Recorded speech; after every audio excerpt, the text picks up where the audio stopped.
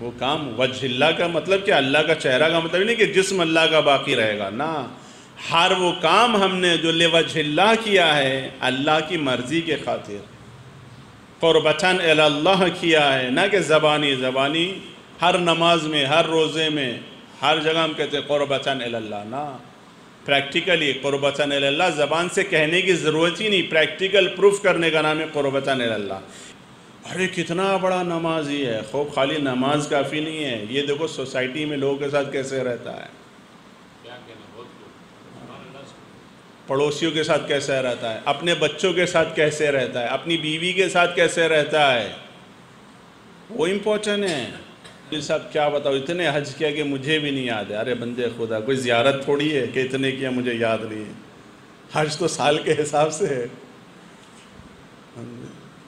لیکن وہی پڑوسی پریشان ہے، کوئی فائدہ نہیں اس حج کا، بیوی پریشان ہے، کوئی فائدہ نہیں اس حج کا، بچے پریشان ہیں، کوئی فائدہ نہیں اس حج کا، قوم پریشان ہے، کوئی فائدہ نہیں، مولانا صاحب پریشان ہے، کوئی فائدہ نہیں۔ تعلیم کہتا ہے کہ میرے رائٹس سے زیادہ امپورٹنٹ لوگوں کے رائٹس ہیں۔ سماج کی، اسلام کی یہی خوبی ہے کہ سماج کو سب سے زیادہ ویلیو دی ہے، سب سے زیادہ ویلیو سماج کو دی ہے، سمجھے آپ؟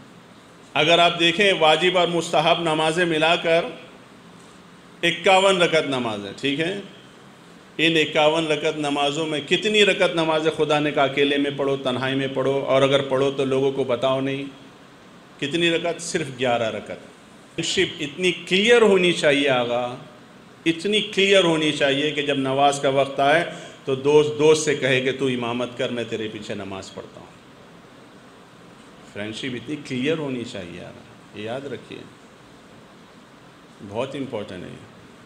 ہسبینڈ اور وائف اتنے کلیئر ہوں، اتنا پاک و صاف رشتہ ہو کہ بیوی شوہر کے پیچھے نماز پڑھے،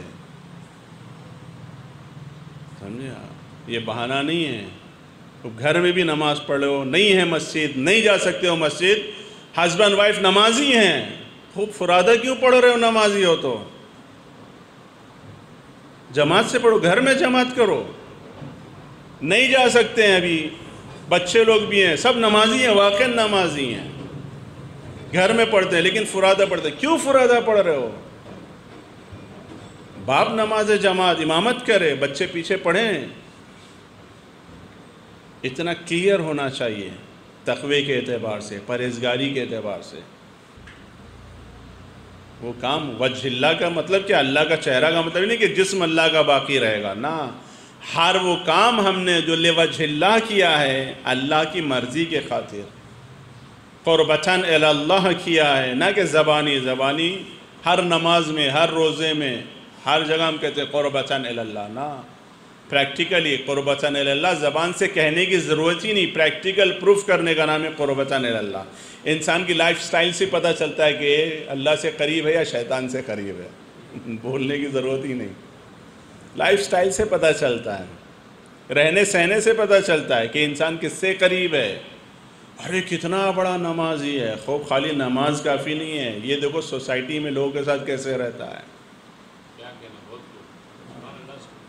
پڑوسیوں کے ساتھ کیسے رہتا ہے، اپنے بچوں کے ساتھ کیسے رہتا ہے، اپنی بیوی کے ساتھ کیسے رہتا ہے، وہ امپورٹنٹ ہے۔ خالی نماز کافی نہیں ہے، خوب نمازی بہت اچھی بات ہے، 51 رکعت مومن کی علامت پوری پائی جاتی ہے اس کے اندر، بہت اچھی بات ہے، لیکن کیا یہ کافی ہے؟ نہ، بھلے انسان مستحبات انجام نہ دے، لیکن اگر مستحبات کو انجام نہیں دے رہا، صرف واجبات، حتیٰ کہ نماز میں بھی صرف واجب ذکر کر رہا ہے، اور پورا ہم و غم اس کا حقوق الناس کے لیے ہے، ویسی مستحب رکعتوں سے یہ حقوق الناس کا ادا کرنا کئی گنا بہتر ہے، لوگوں کا خیال رکھنا کئی گنا بہتر ہے، ورنہ نمازوں پہ نماز پڑھا جا رہا ہے، نمازوں پہ نماز، حج پہ حج کیا جا رہا ہے، حج پہ حج کیا جا رہا ہے۔ ارے مولوی صاحب کیا بتاؤ، اتنے حج کیا کہ مجھے بھی نہیں یاد ہے، ارے بندے خدا، کوئی زیارت تھوڑی ہے کہ اتنے کیا مجھے یاد نہیں ہے، حج تو سال کے حساب سے ہے، لیکن وہی پڑوسی پریشان ہے، کوئی فائدہ نہیں اس حج کا۔ بیوی پریشان ہے، کوئی فائدہ نہیں ہے سچ کا، بچے پریشان ہیں، کوئی فائدہ نہیں سچ کا، قوم پریشان ہے، کوئی فائدہ نہیں، مولانا صاحب پریشان ہیں، کوئی فائدہ نہیں۔ امپورٹنٹ جو ہے وہ ناس ہے، ناس بہت حقوق الناس، لوگوں کے رائٹس۔ خداوند عالم کہتا ہے کہ میرے رائٹس سے زیادہ امپورٹنٹ لوگوں کے رائٹس ہیں۔ سماج کی، اسلام کی یہی خوبی ہے کہ سماج کو سب سے زیادہ ویلیو دی ہے، سب سے زیادہ ویلیو سماج کو دی ہے، سمجھے آپ؟ اگر آپ دیکھیں واجب اور مستحب نمازیں ملا کر 51 رکعت نماز ہے، ٹھیک ہے؟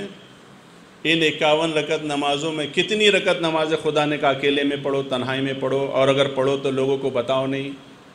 کتنی رکعت؟ صرف 11 رکعت نماز شب، صرف 11 رکعت کے لیے کہا اکیلے میں پڑھو، تنہائی میں پڑھو، کسی کو خبر نہ ہو، کسی کو بتاؤ نہیں۔ اگر پڑھ بھی لیے ہو تو پھر اگلے دن ذکر نہیں کرو، ارے کیا کروں نماز شب میں اتنا مچھروں نے کاٹا کہ پریشان ہو گیا نہ۔ لیکن 40 رکعت نماز کے لیے کیا کہا خدا نے؟ مسجد میں جا کے پڑھو۔ آپ دیکھ رہے ہیں کہ سوسائٹی، سماج کتنا امپورٹنٹ ہے۔ یہ جو کہہ رہا ہے مسجد میں جا کے پڑھو، یہ کیوں آخر؟ کیا وجہ ہے آخر؟ اس کا سماجی پہلو ہے، سوشل پہلو اس کے اندر ہے کہ 11 اکیلے میں پڑھو، لیکن 40 مسجد میں جاؤ۔ فجر کا ٹائم ہوا، خوب نافلہ بھی پڑھنا ہے نا، جاؤ وہیں جا کے جماعت سے پڑھو فجر کے۔ اب یہ چھپ کے مت پڑھو، یہ اکیلے مت پڑھو، نہ یہ جماعت میں جا کے پڑھو۔ ظہر عصر نہ اکیلے مت پڑھو، جاؤ جا کے جماعت سے پڑھو۔ خوب ظاہر سی بات ہے، پھر نافلہ بھی پڑھنا ہے وہیں پڑھو۔ مغرب عشاء مسجد میں جاؤ، جماعت سے پڑھو۔ خوب مسجد نہیں ہے، یہ دیکھو جماعت سے کہاں ہو رہی ہے؟ نہیں ہے، 2 آدمی ہو، خوب ایک امام بنے دوسرا معموم بنے۔ آپ دیکھ رہے ہیں فرینڈشپ اتنی کلیئر ہونی چاہیے آگا، اتنی کلیئر ہونی چاہیے کہ جب نماز کا وقت آئے تو دوست سے کہے کہ تو امامت کر، میں تیرے پیچھے نماز پڑھتا ہوں۔ فرینڈشپ اتنی کلیئر ہونی چاہیے آگا، یہ یاد رکھیے، بہت امپورٹنٹ ہے۔ ہسبینڈ اور وائف اتنے کلیئر ہوں، اتنا پاک و صاف رشتہ ہو کہ بیوی شوہر کے پیچھے نماز پڑھے۔ سمجھے آپ؟ یہ بہانہ نہیں ہے۔ گھر میں بھی نماز پڑھو، نہیں ہے مسجد، نہیں جا سکتے ہو مسجد، ہسبینڈ وائف نمازی ہیں، خوب فرادہ کیوں پڑھ رہے ہو؟ نمازی ہو تو جماعت سے پڑھو، گھر میں جماعت کرو۔ نہیں جا سکتے ہیں، ابھی بچے لوگ بھی ہیں، سب نمازی ہیں، واقعی نمازی ہیں، گھر میں پڑھتے ہیں لیکن فرادہ پڑھتے ہیں۔ کیوں فرادہ پڑھ رہے ہو؟ باپ نماز جماعت امامت کرے، بچے پیچھے پڑھیں۔ اتنا کلیئر ہونا چاہیے تقوی کے اعتبار سے، پرہیزگاری کے اعتبار سے، اپنے آپ کو ہم گناہوں سے اتنا محفوظ رکھیں کہ دوست خود کہے نماز پڑھا کہ تم امامت کرو، نہ کہ صرف مولانا ہونا چاہیے امامت کے، نہ وہ الگ معاملہ، جو شرائط ہیں،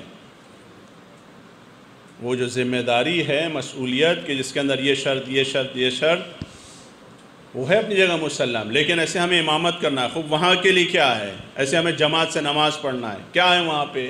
وہ یہی ہے کہ تجوید قراءت صحیح ہو، سامنے والی کی جو نماز پڑھا رہا ہے قراءت صحیح ہو، اور کیا ہو؟ عادل ہو۔ عادل ہونے کا مطلب کیا ہے؟ 2 چیز امپورٹنٹ ہیں۔ مستحبات مت دیکھو اس کا کہ مستحب بھی کر رہا ہے کہ نہیں کر رہا ہے، مکروہات پر بھی مد نظر کرو، کہہ رہے تو مکروہات کرتا رہتا نا۔ 2 چیز امپورٹنٹ ہے عدالت میں، واجبات پر عمل کرتا ہو، محرمات سے پرہیز کرتا ہو۔ خوب اگر ایسی شرطیں ہیں، اور کیا؟ مرد ہو، نہ کہ بیوی پڑھائے شوہر پڑھے، نہیں، مرد ہو، چاہے بیوی کتنا ہی پرہیزگار ترین ہو۔ بیٹیوں کی، ہاں بہنوں کی، عورتوں کی امامت کر سکتی ہے عورت، اس کے لیے بھی پھر شرائط ہے، کہاں کھڑی ہو، کیا ہے ساری۔ لیکن اگر اس طریقے سے جماعت شرائط کے ساتھ، تو اس میں ہاں مرد ہو۔ ہم اتنا چھوٹا سا کام بھی نہیں کر سکتے ہیں کہ دو کام ہم دو بھی نہیں بلکہ اور آسان. خدا نے کہا بس ایک کام مت کرو, جو کام کرنا ہے کرو, جو کام آزاد ہو, جو کرنا ہے کرو, بس ایک کام مت کرو. خدا کہتا ہے کیا نہیں کرو, گناہ مت کرو, بس جو کرنا ہے کرو, کچھ بھی نہیں, کسی چیز پہ پابندی نہیں. یقین جانیے صرف ایک چیز کے اوپر ہے. خدا نے کہا بس ایک کام مت کرو, گناہ مت کرو, باقی سب کام کرو, آزاد, جو کرنا ہے کرو. بتائیے ایک کام خدا ہم سے کہہ رہا ہے کہ مت کرو, ہم وہ چھوڑ رہے ہیں اور دنیا کے سارے کام کر رہے ہیں.